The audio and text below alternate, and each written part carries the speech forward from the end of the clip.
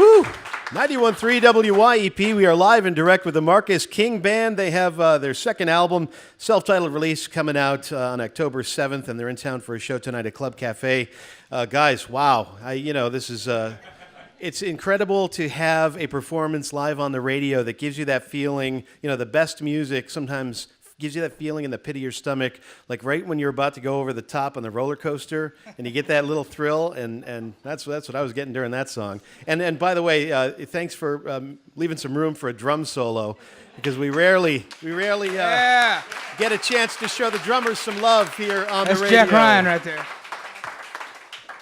I wanted to ask you about a guy. I know we were talking about Warren Haynes being sort of a mentor to you, and some guy I was reading about, another musician who was influential on you, a guy by the name of Steve Watson, a name that a lot of people won't know his name but have heard his work before, because I understand he did a lot of session work on TV shows and movies and things. So he played guitar on some TV show themes like Magnum P.I. or Hill Street Blues or The A-Team. Yeah. Tell us about what his influence was on your music. Steve, I went to study with him when I was in 10th grade, and we worked together for a little over 2 years. And he was helping me with jazz theory and jazz performance over the span of that 2.5 years. And he basically took what I already knew and put a name to it, and then we went well beyond that as well, and really put some knowledge behind what it was that I really cared about, and really taught me that there's a big importance on if you love something strong enough, you should really learn everything you can about it and never be satisfied with your playing, really. And my grandfather taught me that as well. I also wanted to, speaking of TV shows, I understand that second song you played, Rita, does that have a TV show backstory to it as well? Yeah. It does.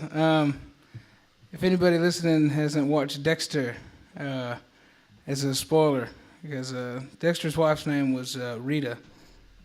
I don't know. I needed just a little bit of extra inspiration for the tune, and I was already working on kind of the idea, and I was watching, and then the character's wife dies, and her name was Rita, and I was like, no, Rita, and then so I just kind of used that name as a conduit to express what it was I was trying to say, Inspiration comes in all forms and all different places, right? As long as it finds you working. Exactly. Now, your first album, Soul Insight, from last year, that was self-produced. We were talking about Warren Haynes producing your new one. What would you say, looking back at your experience producing your first album, what have you learned from the production side of things, or what has Warren Haynes taught you, or did you look back and say, oh, I should have done this or that differently? Anything like that? I'd say when I was producing the first one on my own, it was...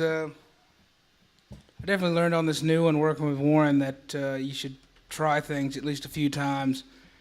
If the first time doesn't work, you should at least give it another shot, and don't give up on an idea too soon, because we got a lot of cool stuff on this new record, just because I'd be like, no, we don't need to do that again. And he'd push, and we'd do it about 2 or 3 more times, and then we'd get a really cool take out of it, On the first record, I wish I had done a little bit more of that.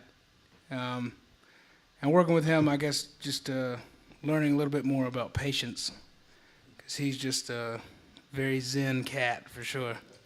He is. He's visited the station, performed here a couple times, and yeah, he definitely seems like that kind of person.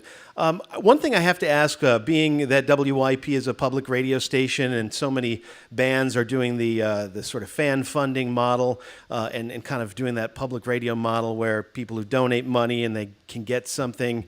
I'm always fascinated with what bands offer and whether people have taken you up on these things. But one of the things that you had was you would offer to donors things like playing a board game with the band.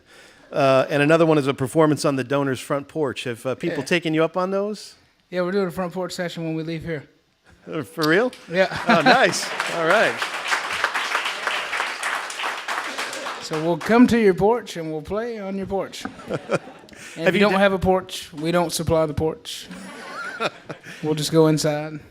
Or a stoop session. Stoop, yeah. Yeah. Either way. Have you done that before with the fans?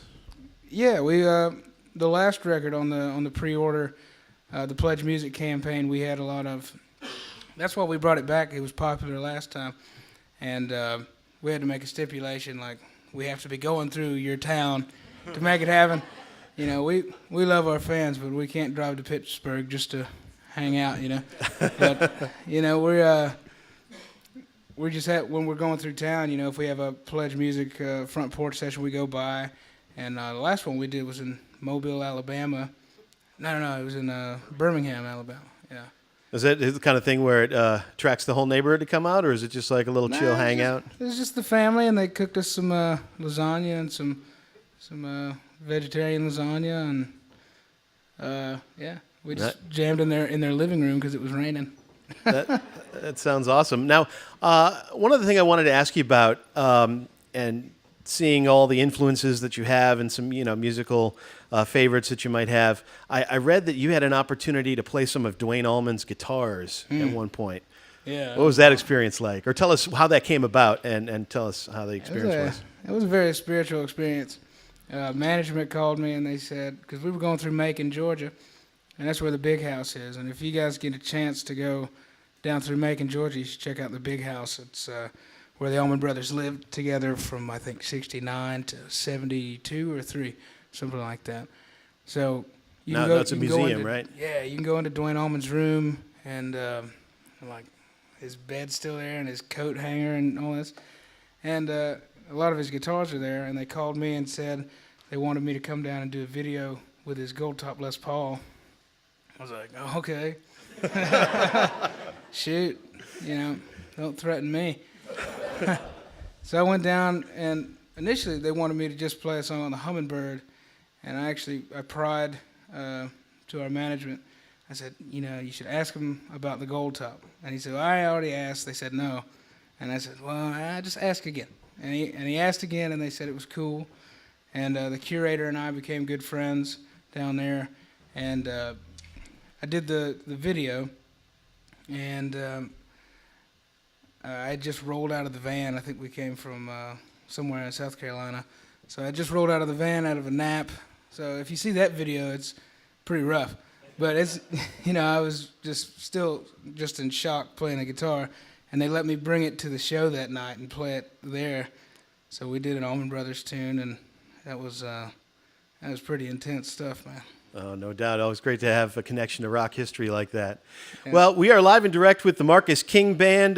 Once again, they are performing in town tonight, and they have a new album that is coming out October 7th, their second album. Can we get in one more song from you? Yeah, man.